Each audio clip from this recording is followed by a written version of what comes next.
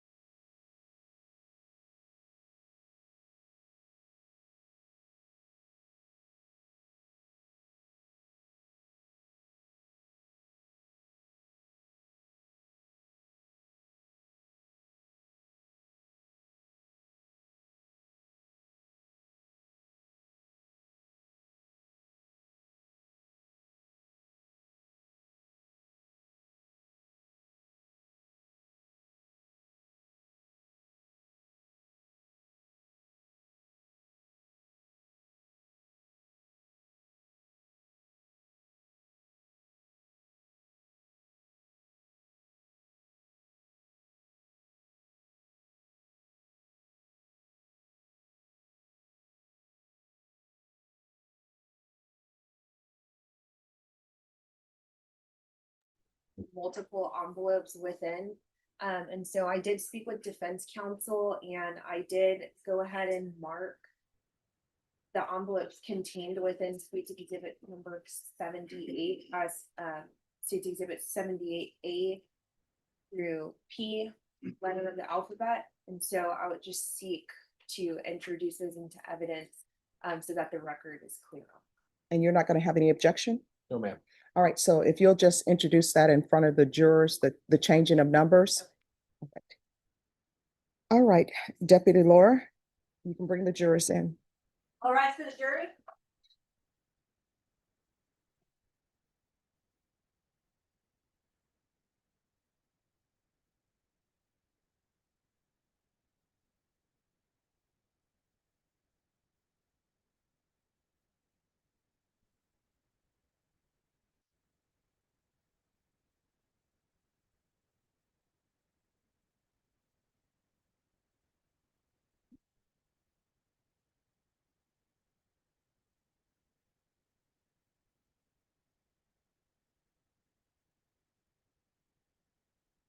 All right, everyone, please be seated.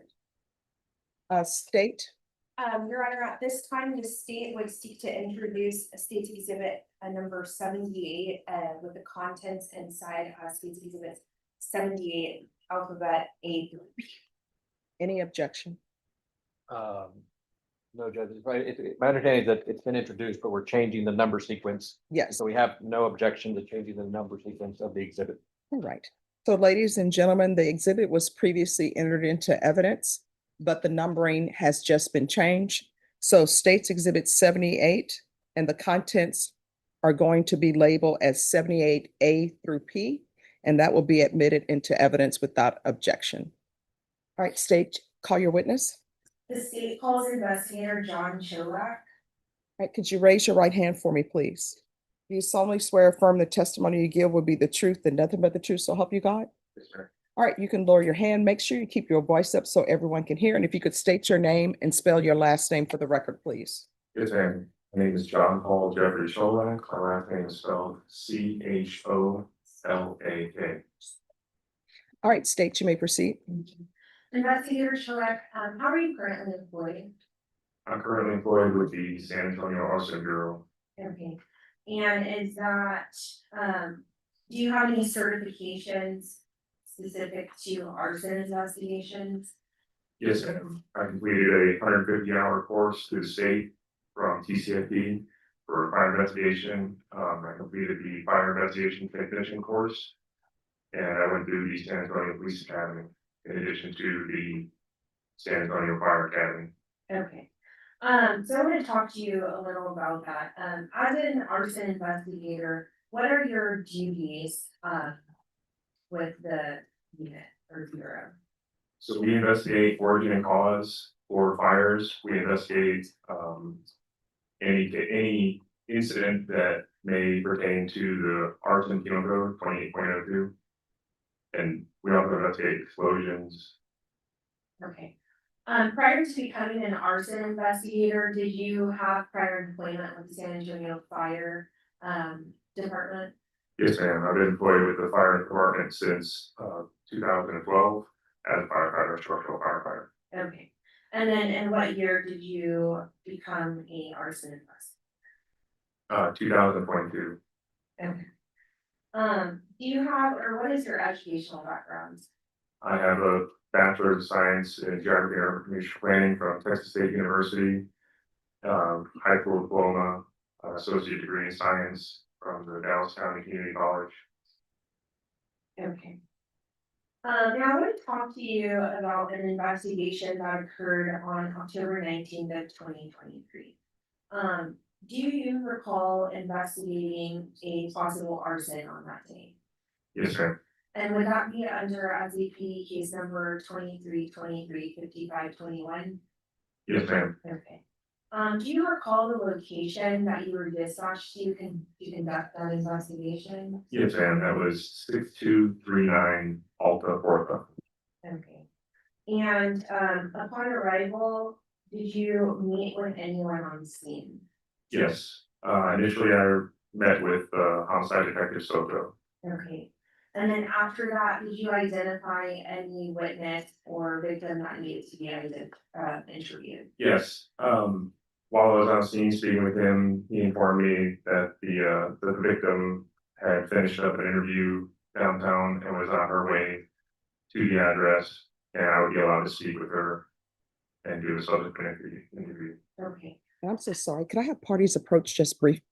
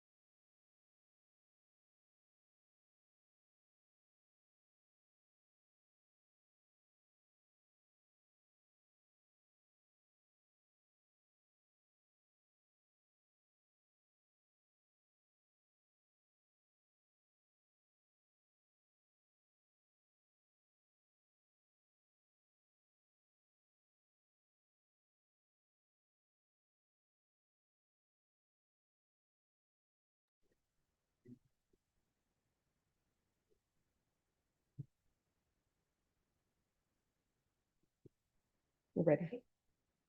All right, for the jury.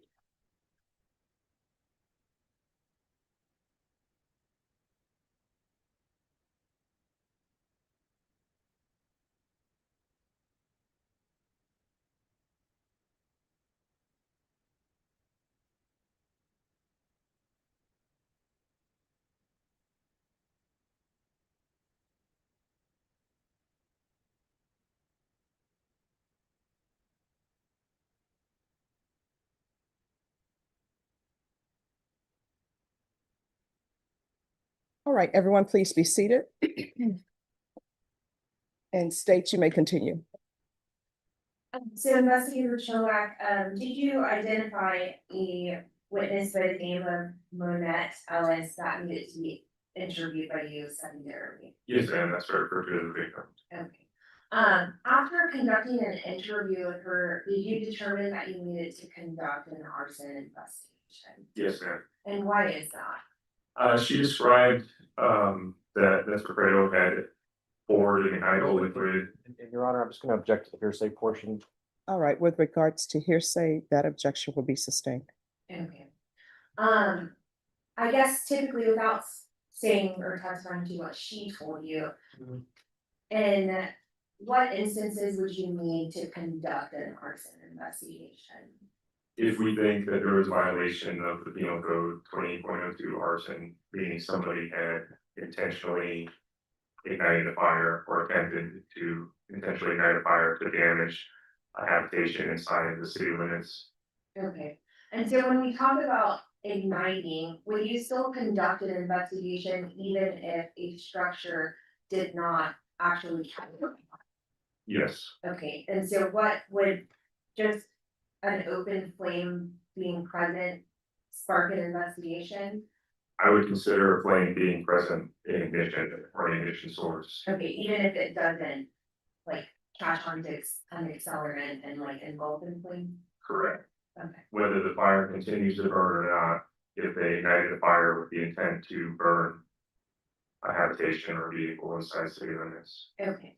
And so with this scene specifically, you decided to conduct an arson investigation due to an open flame being present at some point, is that correct? Yes, ma'am. Okay. And so when you made the scene, were you looking for, or can you actually just explain to the jury what an accelerant is? So an accelerant typically refers to a ignitable liquid, something like gasoline, kerosene, the alcohol, but an easily ignitable liquid that quickly will transform into the vapor form that's easily ignited and will more quickly start a fire. Okay. And then regarding the witness that you identified as the victim, did you identify anything on her that needed to be collected as evidence?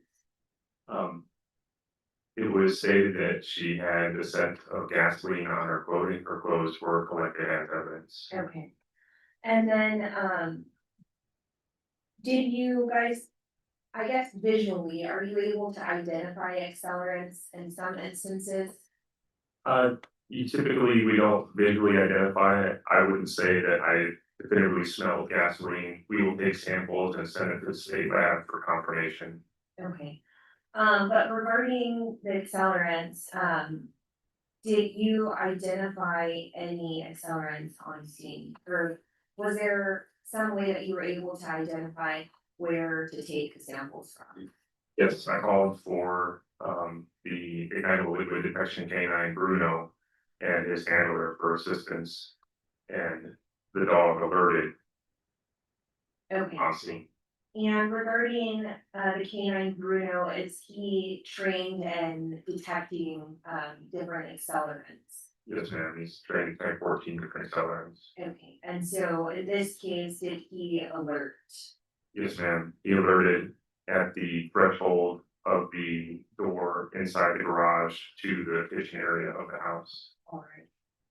Now, as part of your investigation in this case, did you draft a sketch of items of evidence that you identified to be important to your investigation? Yes, ma'am, I did.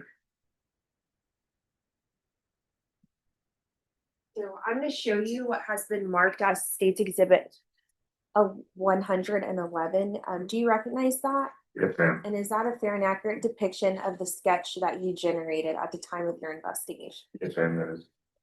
At this time, the state is tendering the State's Exhibits 111 to defense and offering the same. Objections. All right, State's Exhibit 111 is admitted without objection. Granted.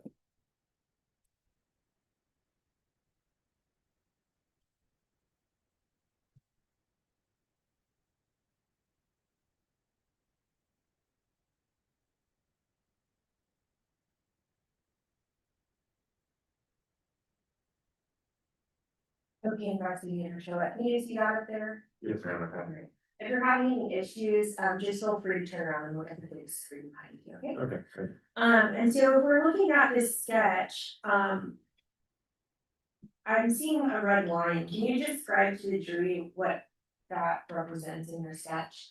That red line was the location where the trailer was described to have been by the victim. She described where he started pouring gasoline in the driveway and walked while pouring gasoline into the house, into the structure, up to the door. Okay, and this green dot right here, what does that represent? That's the location of the green torch that she stated the defendant attempted to light the gasoline trailer with. Okay, and when you say trailer, can you just explain to the jury what you mean by that? So a trailer would be something, ignitable or burnable substance, liquid, it could be a solid. That goes from one place to another in order to force the fire to that location. So think of almost like a fuse on a bomb kind of deal, it would be, we'll pour it here in a line, so that we can ignite in one location and then have it burn all the way and catch something else on fire. Okay. And then this red indentation, what does that represent? That's where we found the gas can that you described that was being used. And then what about this black mark right here? That would be the location where the defendant had attempted to apply the flame, the ignited lighter to the gasoline trailer. Okay. And so when we are discussing, did you actually enter the garage area of the resident? Yes, ma'am, I did. Okay. And when you observed the garage, was there anything that stood out to you regarding the materials or configurations in the garage? Yes, the way the fuel load was configured in the garage, it would have absolutely been a substantial structure fire had he been successful in igniting the gasoline trailer. There was a lot of ordinary combustible material, things such as cardboard, paper, there's a lot of plastics, things that would easily ignite quickly with low ignition temperatures. And the way that the materials were set up in the garage, they were spread up with ample area around them, ample oxygen to get around, and with the garage door open, the fire would easily be able to quickly spread, and then it would spread up the wall, most likely, where there's more valuable material, or plastic bins, ordinary combustible material. And since the garage door was open at this time, it would have been what we would call a fuel controlled fire, meaning it was already self-vented. So it won't snuff itself out. It was just limited on how much fuel was available to burn or how quickly the fire department was able to get there to extinguish it. Okay.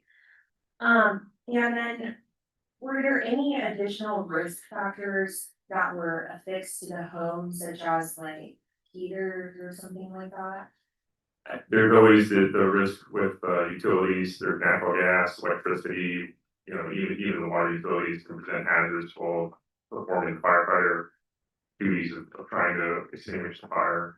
The track housing, there's other houses close by, there's a 6-foot privacy fence connected to the other houses. Made of combustible material also, and house fires like that in suburban areas where the houses are so close together, just radiant heat can be enough to ignite the next house over on fire. Okay. And so regarding the utilities that you were speaking about, if you know, did the fire department have to shut off like the utilities in the area? The fire department did shut off the gas. And now speaking I guess because the homes are, were you able to observe about how close the homes were to each other? They were several feet apart. Okay, and did that present a risk given the amount of possible accelerant that was there and the structure? Had it been a fire, we would consider the other houses exposures, and there would most likely be an effort to keep the fire from spreading by spraying water on those houses while the extinguishment operations were going on. Now regarding the evidence that you, or that's referenced in your sketch, did you send the gas can to the lab? We sent a sample of the liquid contained inside the gas can to the state lab for verification. Okay, and can you just explain to the jury how that occurs? So we take pictures of everything. We use a cotton swab to basically sop up some of the liquid. We place it into a metal paint can. It gets sent to the state lab, and they analyze that liquid to determine exactly what its chemical composition is, and then send back a report telling us what it was that we sent them for testing and verification. And in this case, what was detected as coming from that can? It was detected to be gasoline. And then, as far as the garage door being opened, did that present a bigger issue as to the way that the fire would burn had it ignited? Like I stated earlier, yes, it would allow for unlimited ventilation for the fire, so it would not be a ventilation limited fire. It would just continue to burn until it ran out of fuel. We passed the next turn. You may proceed.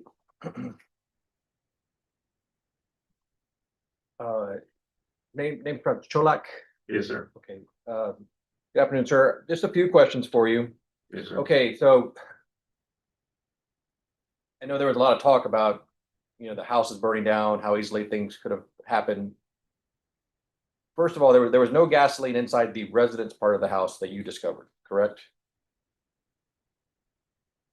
So there was a gas can inside the garage. I'm not sure if that contained gasoline or not, or what that liquid was.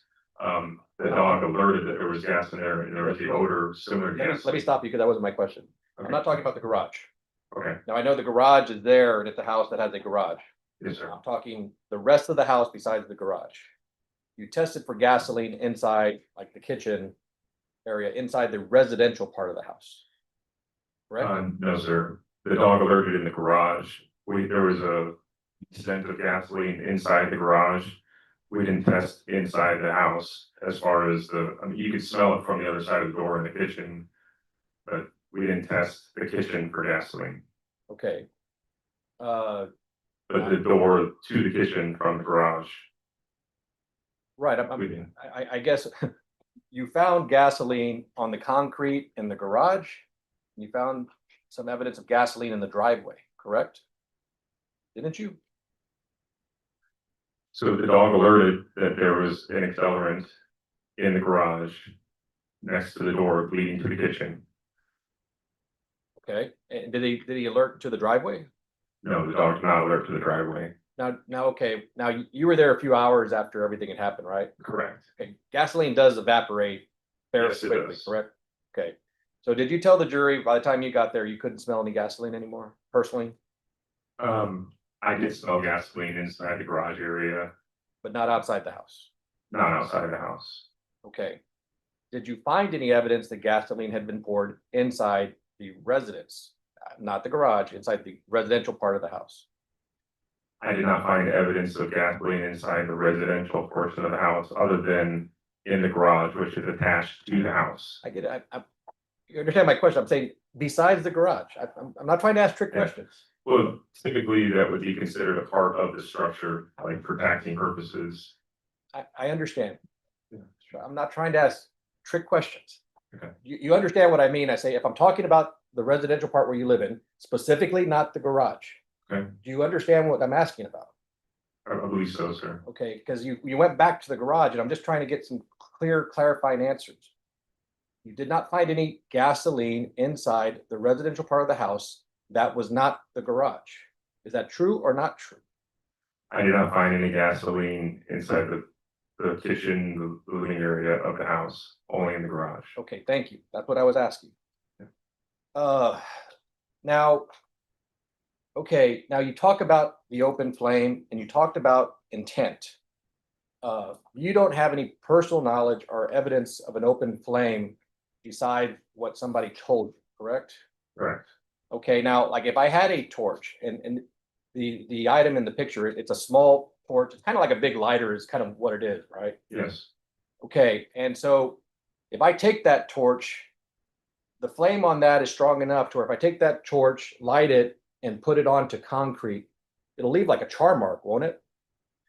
Sometimes, but just like if you had an open flame and you passed your hand through the open flame, if it's brief or quick, it may not leave a scorch, just like it may not burn your hand. So it would have to be there for an extended period of time. Exactly how much time, I don't know. But if it's a quick flash over the concrete, it would not be enough to leave a scorch mark. Okay, but if it was somebody trying to put it on the concrete for a few seconds, that's when you would start getting the char marks that come from flames. Perhaps. Okay. Now, there was no evidence of any char marks or anything like that. No, sir. Okay, now the other question I have is, okay, you talked to the prosecutor several times about intent to burn the house down, right? Yes. Okay, and you kind of told the jury there was an intent to burn the house down. Yes. I want to ask you what is now kind of a hypothetical question. If somebody was very angry or depressed or mentally ill, just somebody's not in the right state of mind for whatever reason, hypothetically, Yes, sir. and they are threatening somebody, say, I'm going to burn this house down, Yes, sir. and they pour some gasoline, it is possible that that was said to kind of get to the other person if you're angry at a person without the intent to burn the house down, right? You could make the threats, try to scare somebody without actually intending to burn the house down. Would you agree with that? If somebody made the comment that they were gonna burn the house down and pour gasoline out, I would consider that more than mere preparation in getting ready to burn the house down. Okay, I would assume they had the intent to actually burn the house down since they already acted on it. They said it. okay, hold And on. start acting on Let me it. stop you there because again, you're saying something that's a little different than what I'm asking. You just told this jury you would assume that they have an intent to burn the house down. Okay, and that's not really my question. Okay, that's what you would assume. What I'm saying is hypothetically, if I'm mad at you and we're we're at your house and I poured some gas in the driveway because you're my old best friend and you hurt my feelings, I could say something like that with the intent to just rile you up, instigate you, aggravate you, without actually intending to start a fire. That is absolutely possible, isn't it? I would interpret your actions I as didn't. intent. Is it possible that I'm telling you that's my intent. My intent is I'm trying to scare you or rile you up. I'm not intending to start a fire in your driveway. If that was my actual intent, you can't say no. Your intent would be different than what your actual intent is. It's possible that my intent could be to scare you. Correct or not? I cannot read minds, sir. It'd be the same as if somebody pointed a gun at me. I would assume their intent is to harm me. Or okay. You said you can't read minds, right? Yes, sir. Okay. By definition, if you cannot read minds, if I was trying to scare you and I did something and I had no intention of setting a fire, I could scare you by what I said, right? That could be a threat, right? I would interpret it as the intent to start a fire. But I thought you said you can't read minds. I can't, but looking at those actions, that would be enough to say, okay, I think they have the intent to actually light this fire, to actually do harm. Okay, so you're saying it's not a possibility. There is no scenario in the world where somebody could pour gasoline on a driveway and say, you know what, I should just burn this house down and not have the actual intent to do it. He may have had the intent to do it and then changed his mind afterwards. Okay, he I might. don't know. You don't know. He might not have intended to start the fire to begin with. Is that a possibility or not? I don't understand why you're fighting that point. He might not intend to do it. That's possible, right? You don't know. His actions show that he had intent.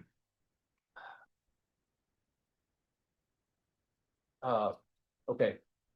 So, all right, so you're saying there is no conceivable way you could pour gasoline to scare somebody without having the intent. You're saying that is not possible. I think he intentionally poured the gasoline. That wasn't my question, sir. What- Stop. Are you saying that it's not possible? Because you keep changing it to your interpretation. I'm asking a very specific question on whether, as an arson investigator, which means that you're trained under scientific method, right? Yep, sure. You're saying that a person can't pour gasoline with no intent to burn something down, but with the intent to intimidate somebody or threaten somebody or scare somebody. You're saying that's not possible. You're saying it's not possible that a person couldn't do it just to freak somebody out without the intent to actually start the fire.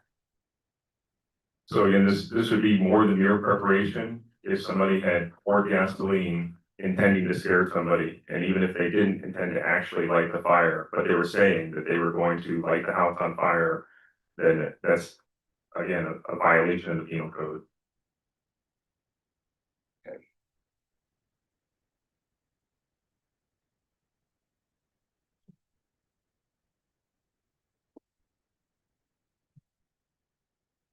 All right, the basic information that we get from the science of your testing is that there was no physical evidence of flames being anywhere in the house or the garage, right? It's just, there was an allegation that there was sparking from a torch, from a person's voice. No actual physical evidence of flames or charring or anything ever lit at the house, actually, correct? All they had was a witness's firsthand account that a flame had been ignited and Okay. applied to the trigger. Now, as the person who's been trained in fire, if I have a big tank of gas, 2-3 gallons, however big it is, and I pour it, and I do have one of those torch, it is very easy to start that gasoline on fire with a big torch if that is your intent, right? I mean, gasoline is very flammable, and the flame from a torch that's bigger than a lighter is more than enough to ignite the gasoline from that can, correct? It's very easy. If the flame gets very close to that gasoline, it is going to get set on fire, correct? It could be very easy to ignite that gasoline or the fumes of that gasoline. The witness told me that she kicked the torch. Officer, you've already been told not to talk about what other people said. That wasn't my question. My question was, is it easy to ignite a tank of gasoline with a torch? I didn't ask you about what anybody told you. Is it easy to ignite a tank of gas with a torch? If the gas is open, it is easy to ignite. Inside a tank, perhaps not. It depends on the availability of the fumes. It's not the liquid that burns, but the fumes that burn. Okay, and like poured gasoline is very easy to ignite with a torch. Typically, yes. All right, those are all my questions. Just briefly, hypothetically, if somebody did, like a roasting flame, spark a lighter, and it was kicked out of their hand, then it's very possible that in that instance, there would be no char marks. Is that correct? Correct. In order to char the concrete, the torch would have to be, the flame would have to be in direct contact with the concrete. It had to be close enough to give enough heat to scorch that concrete. Okay. And regarding the shoes that were sent to the lab that you testified to on direct, was gasoline detected on those shoes? Yes. Okay. We gasoline is counted. Defense? 1 second. I think there might be one question.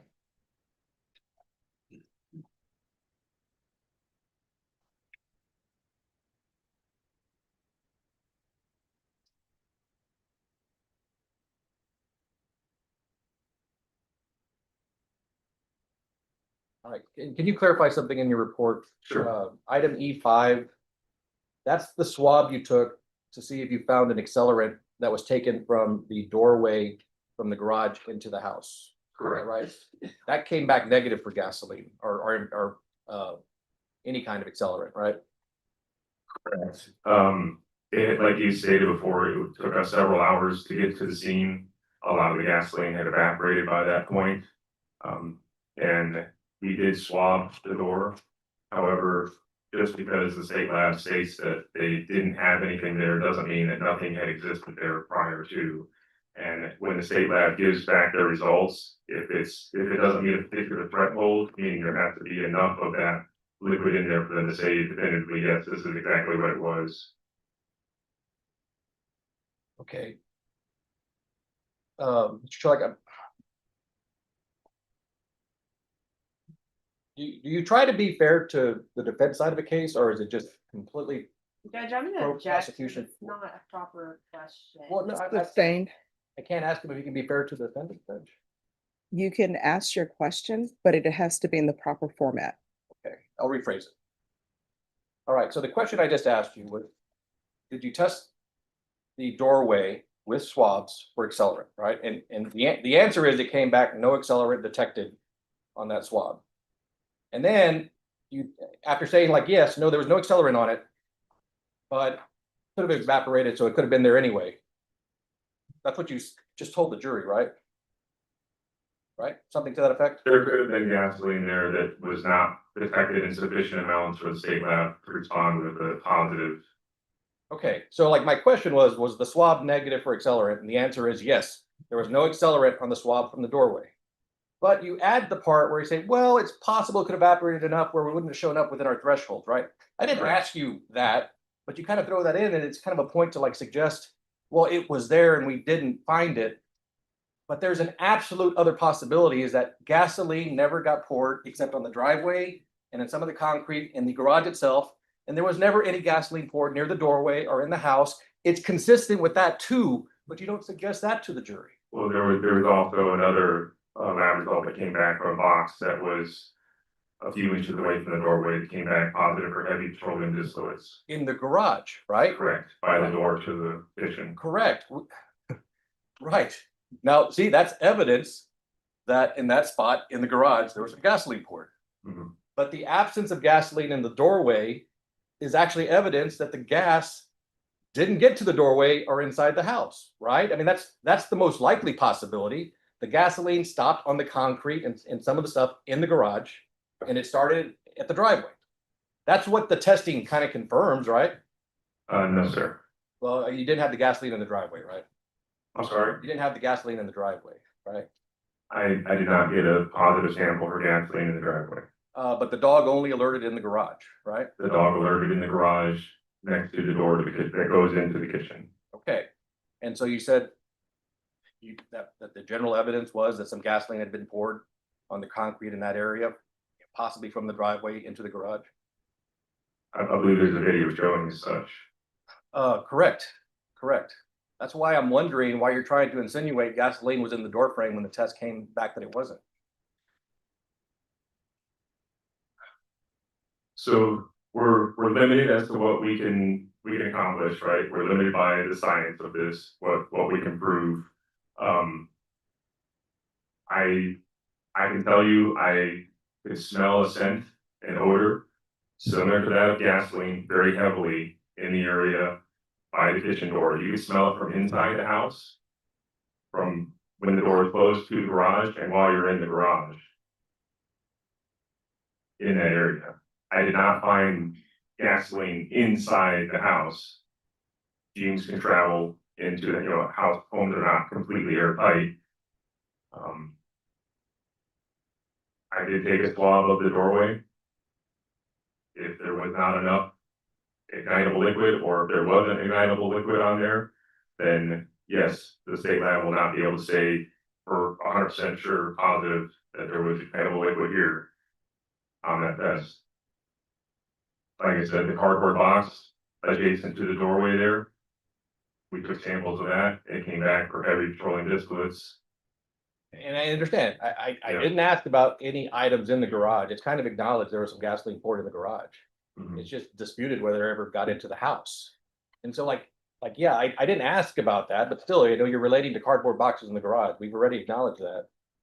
It's the point where you're saying negative test results still kind of imply he poured gasoline in the doorway when it's just, there is no evidence he poured gasoline in the doorway or in the house, correct? There is no evidence that suggests he poured it in the doorway or in the house. And by the house, I don't mean the garage. I mean, Yeah, I would consider the garage a portion of the house since it's all connected and there's. And I've certainly bedrooms above the- clarified that 5 times that that's not what I'm asking about. Okay, There's no evidence he poured it anywhere besides the garage. True or not true? I would say there's no evidence that he poured it in the living quarters of the home. That was my question. Thank you. No further questions. No further questions, Your Honor, and maybe excused by the state. Yes, excused. Yes, please, Judge. Thank you. All right, the rule has been invoked. What that means is you're not allowed to discuss your testimony with anyone or view anything about this case until the conclusion of this case. All right, you may step down. Thank you. Yes.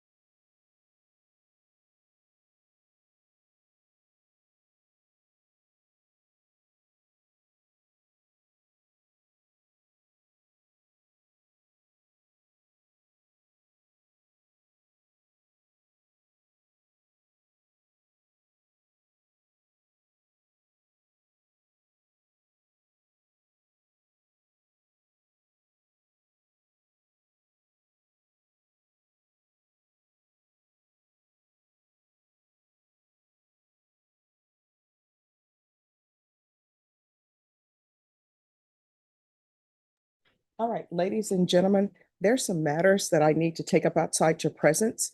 I'm going to have you all back here at 1. So that'll give you a time to realize that maybe it's still raining outside and find where you're going to go for lunch. Remember my previous instructions. You've heard some evidence in this case. You're not allowed to discuss what you've heard with anyone. You're not allowed to start deliberating with each other or amongst yourself. Does everyone understand? And no investigation. All right, everyone please rise for the jurors. Yeah, and we'll have you all back at 1.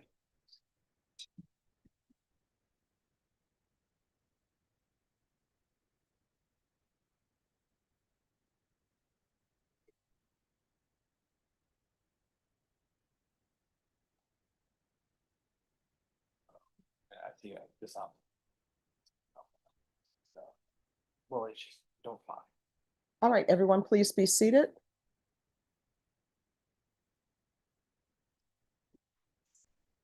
and we will take our recess.